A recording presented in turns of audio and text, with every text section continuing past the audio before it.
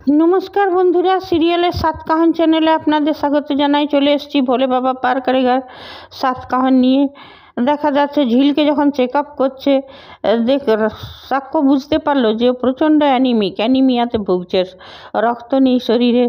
তো এটাই বলছে যে তুমি খাও না, কিছু না, তো তোমার মাথা ঘুরছে, তুমি খাও না কেন ভালো করে। তারপরে দেখা গেল চৈতি সেন ওইখানে উপস্থিত। চৈতি সেনকে যখন বাইরের সিস্টারকে জিজ্ঞেস করলো যে সাক্ষ্য আছে নিজের চেম্বারে, বললে হ্যাঁ আছে, উনি ওনার ওয়াইফকে চেক আপ করছেন। বলছে ওয়াইফকে? বলছে হ্যাঁ। যখন বলছে বিয়ে যখন হয়েছে ওয়াইফই নিশ্চয়। চৈতি এলো, চৈতি নখ মানে এমনি ইয়ে করলো আর কি। তখন বললো কী রে সাক্ষ্য, কী হয়েছে? তো হ্যাঁ, ঝিলের প্রেশারও চেক করলো। তো বলছে কিছু না, ওই মাথা ঘুরছিল, প্রচণ্ড অ্যানিমিক আছে। তখন বলছে মাথা ঘুরছিল কি, ঝিল বমি টমি হয়নি তো? করে হাসতে লাগলো। তো ঝিল বলছে বমি কেন হবে? তো সাক্ষ্য বলছে তুই কি যে বলিস চৈতি। তারপরে বললো যে তুমি যে পরে এখন তুমি নিজের জায়গাতে বসবে না, তুমি নিজের একটু আরাম করবে। তারপরে ও ঝিল চলে গেল। দেখা যাচ্ছে ঘরের সিন, ঝিলের মা দিদি এসছে। বলল যে ওরা এসে পরে বললো যে অষ্টমঙ্গলার জন্যে। তো ঝিল নিজের মাকে বলে যে তুমিও যে কি মা কে জানে, যখন যে বিয়েটা মানেই না, আমি মানি না, তখন অষ্টমঙ্গলা কিসের? তখন ঝিলের মা বলল যে এখনও পর্যন্ত তুই সিঁদুর পরছিস, আর ঝিলের এখনও পর্যন্ত তো বিয়েটা যখন ভাঙবে তখন ভাঙবে, যখন বিয়েটা হয়েছে নিয়ম করে তো এটাও হোক। তখন বলছে যে সাক্ষ্য বলছে যে আমি যাব না। তখন বললেন যে সেটা তো আর বললে হবে না।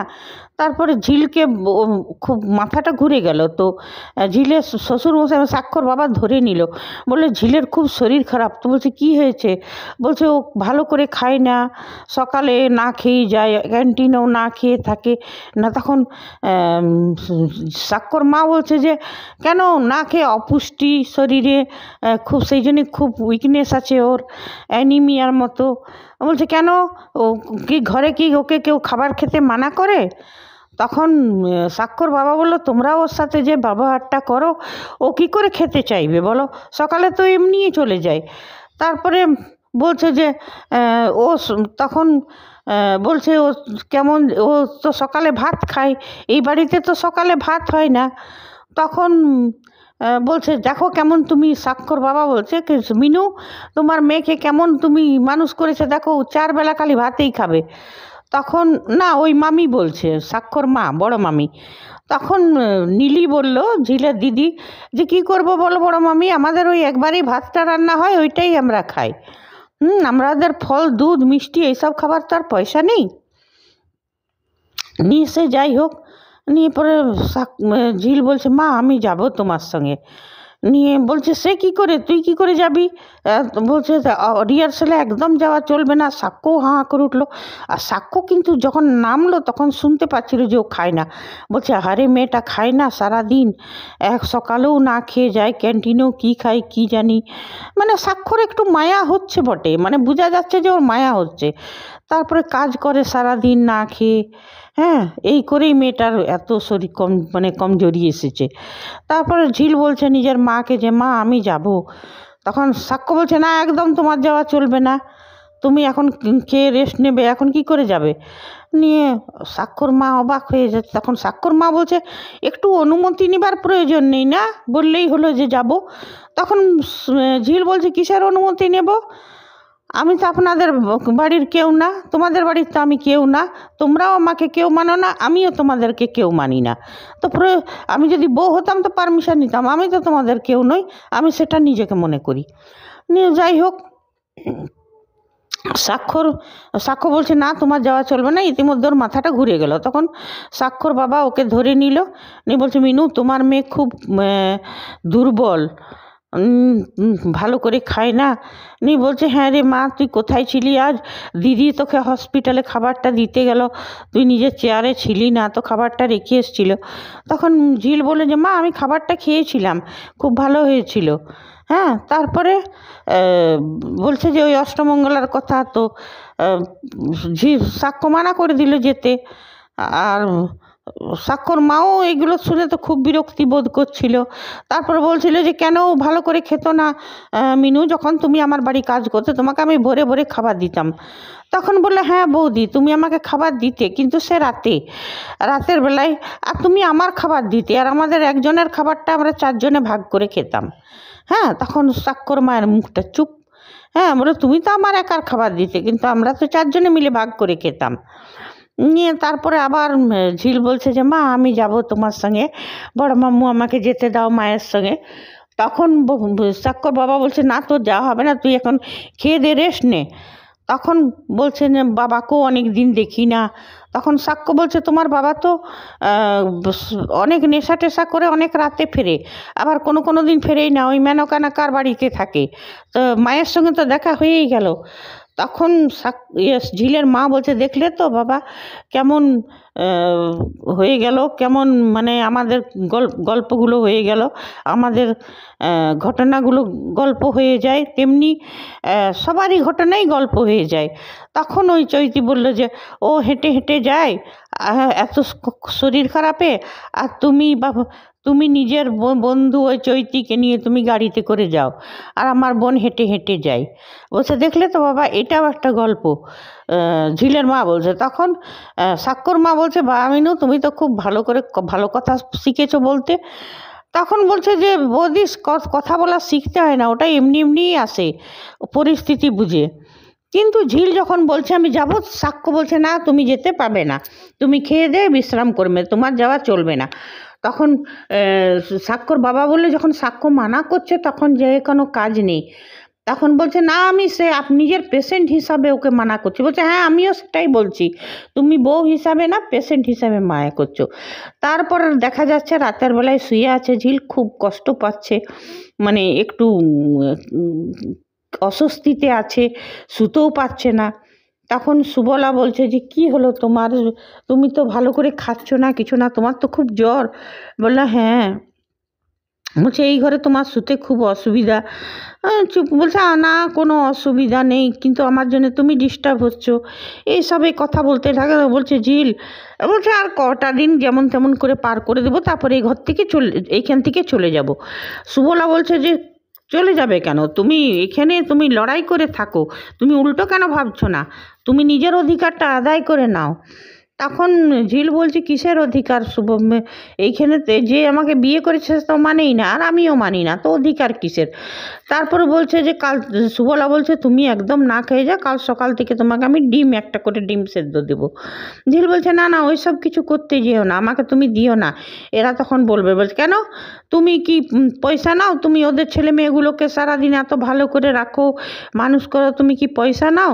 আর সেদিন এত এত রান্না করলে, তো কেন, তোমার তো এরা কত ফেলে ছড়িয়ে খায়, তো তোমার একটা ডিম সেদ্ধ খাওয়ার অধিকার নেই? বলছে, না ঝিল, তুমি কোথাও যাবে না, তুমি লড়াই করে থাকো। মানে সুবলাও ভালো চাইছে ঝিলের, আর দেখছে খুব জ্বর। তার সুবলা বলে, আচ্ছা তুমি শুভম জ্বর আনছি। যখন ঝিল গেল সেন্সলেস হয়ে, না যখন সুবলা এলো, ঝিল করে ডাকছে, তো ঝিল জবাব দিচ্ছে না।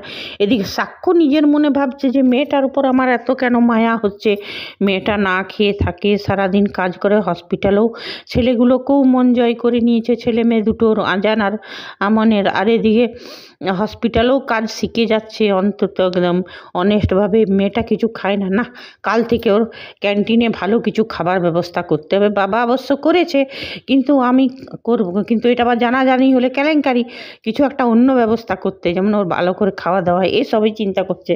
তারপর বলছে, মেয়েটার উপর আমি এত চিন্তা করছি কেন, কে মেয়েটা আমার, এটা নিশ্চয়ই আমার কোনো মানবিকতা, এটা ওই মানুষের মায়া, সেই জন্যেই মানে মানে নিজের মনকে বোঝাচ্ছে আর কি সাক্ষ্য। এদিকে সুবলা দেখছে ঝিল সেন্সলেস, ঝিলকে উঠাচ্ছে, এই ঝিল উঠো, দেখছে হাত পা ঠান্ডা হয়ে গেছে। তারপরে ও স্বাক্ষর তখন দেখছি এর তো জ্বর, অনেক হাত পা ঠান্ডা হয়ে গেছে এর, আর কথাই বলছে না। ভয় খেয়ে গেল সুবলা, নিয়ে তাড়াতাড়ি গেল স্বাক্ষর, বলছে যাই তো সাক্ষ্যকেই দেখি, যে স্বামী তার কাছেই যায়। নিয়ে কপাট নক করলো, সাক্ষ্যগুলো কী ব্যাপার, বলছে যে ঝিল সেন্সলেস, মানে ঝিল কথা বলছে না, হাত পা ঠান্ডা হয়ে গেছে। বলছে সেরকম কি করে হলো, মরে গেছে নাকি? বলছে মরে যাবে কেন, সেন্সলেস হয়ে গেছে মনে হয়। বলছে চলো তো দেখি। বলছে তুমি এতগুলো বাড়িতে ডাক্তার ছিল, তুমি আমার কাছেই বা এলে কেন? বলছে দাদাবাবু আপনি ওকে বিয়ে করেছেন সেই জন্যে। তারপরে যখন এলো তো দেখছে সত্যিই হাত পা ঠান্ডা। নিয়ে তারপর বলে জল আনো, জল আনো, জলে মুখে ছিটা দিতে লাগলো। নিয়ে তারপরে বলছে দাদাবাবু ঝিলকি মরে গেল। বলছে অলক্ষণে অমনি কথা কেন বলছো, ও সেন্সলেস হয়েছে। নিয়ে তারপর দেখলো, বলছে শুনো ওকে এইখানে রাখা যাবে না। বলছে দাদাবাবু এইখানে তো রাতভর ঘুমায় না, ছটপট করে মেয়েটা, মনের উপর দিকে ঝড় চলছে। বলছে কেন ঘুমায় না? বলছে নিজের ঘরে থাকলে অন্তত একটু ঘুমাতে পারতো। বলছে ওর ঘরেও তো এসি নেই তোমার। বলছে না সে দাদাবাবু কোনো ব্যাপার না, আমাদের এসি কেন, ফ্যানেরও দরকার নেই, সারাদিন যে কাটালি যায়। কিন্তু ওর মেয়েটার মনে ঝড় চলছে তো দেখি তো। তারপরে আপনাদের ঘরের লোক তো ভালো, আমি কিছু মনে করবেন না, আপনাদের বাড়ির লোক তোকে ভালো চোখে দেখে না, সেই জন্য মেয়েটা ভয়ে খাইও না। বলছে রাতে কি খেয়েছিল? বলছে একটা রুটি আর একটু তরকারি, মাছ মাংস ডিম খায় না, ভয়ে কিছুই খায় না। হ্যাঁ, তখন বলছে যে আপনাদের ঘরের লোক ওকে ভালো চোখে দেখে না। এইসবই কথা হতে লাগলো। তারপর বললো ঠিক আছে নি, ঝিলের তখন একটু সেন্সটা ফিরছে। নি বললো এই ঝিল কি কি হলো, কেমন লাগছে? ঝিল বলছে আমি কি, তখন বলছে আপনি কি জন্য এই ঘরে এলেন? বলছে না আমি আসবো, চলো ঝিলকে এখন উঠাতে যাচ্ছে। বলছে কোথায় নিয়ে যাচ্ছেন আমাকে? বলছে জহন্নুমে চলো।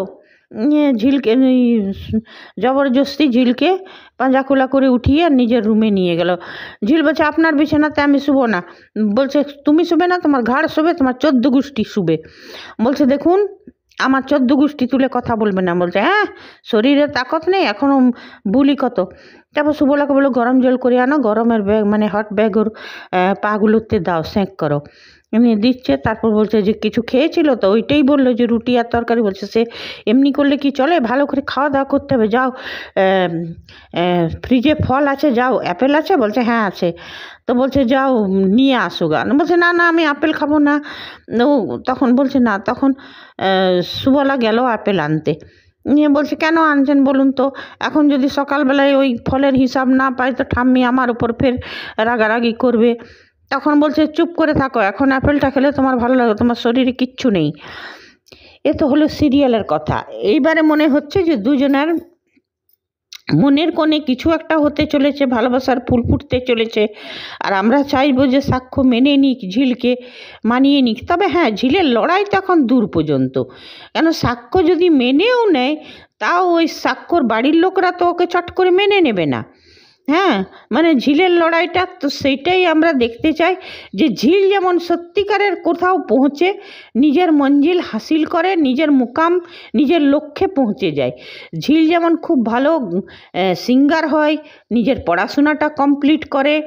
মানে ঝিল যেমন, হ্যাঁ ঝিল একটা কথা বলল যে আমরা তো অশিক্ষিত, বস্তিতে থাকি, মূর্খ, আমরা তো কারো পাতে দেবার মতন নয়। তো ওই সাক্ষ্যবাবু আমাকে কি করে স্বীকার করবে? তো সেইটাই ঝিল করুক। ঝিল যেমন এমন জায়গায় পৌঁছে যাক যেমন সবাই ওকে সম্মানের দৃষ্টিতে দেখে। এমনিভাবে যেমন আরেকটা সিরিয়ালে দেখেছিলাম যে ট্যালেন্টেড ডান্সার ছিল নায়িকা, ওকে চিরজীবন কাজের লোকেই বানিয়ে দিল। তো আমরা এই সিরিয়ালটাতে অন্তত সেটা দেখতে চাই না। আমরা দেখতে যাই যে ঝিল নিজের লক্ষ্যে পৌঁছেছে, ঝিল খুব সম্মানিত কেউ হয়েছে, ঝিল হয়তো খুব নামি সিঙ্গার হয়েছে, নিজের পড়াশোনা কমপ্লিট করেছে, ঝিল অনেক উঁচুতে পৌঁছে গেছে। আর তখন সাক্ষ্যর বাড়ির লোকও ওর কাছে মাথা উঁচু করেই কথা বলতে হচ্ছে, মানে সাক্ষ্যর বাড়ির লোক আর ওকে হেঁটা অপমান যেমন না করতে পারে। ব্যাস আমরা মেকার্স দিকে এখনও পর্যন্ত সিরিয়ালটা যেটা দেখাচ্ছে অনেকটা ঠিকই দেখাচ্ছে, ওই বস্তির ব্যাপারটা ছেড়ে দিলে অনেকটা ঠিকই আছে। বিয়েটা তো জবরদস্তি দিয়ে দিল, কিন্তু বিয়েটা ভাঙার চেষ্টা না করুস মেকার্সরা। বিয়ে ভাঙার চেষ্টা আমাদেরও ভাল লাগবে না। যেমন এই বিয়ের মধ্যে থেকেই সাক্ষ্যর ওর মনের জন্যে ভালোবাসা তৈরি হয়, আর ঝিলকে নিজে তৈরি করে মনের মতন করে। আর ঝিলও যেমন মানে ওদের বাড়ির থেকেও বেশি যোগ্য হয়ে ওঠে। ঠিক আছে বন্ধুরা, আজ এতটাই। আবার চলে আসবো ভোলে বাবার সাতকাহন নিয়ে। ধন্যবাদ, বাই।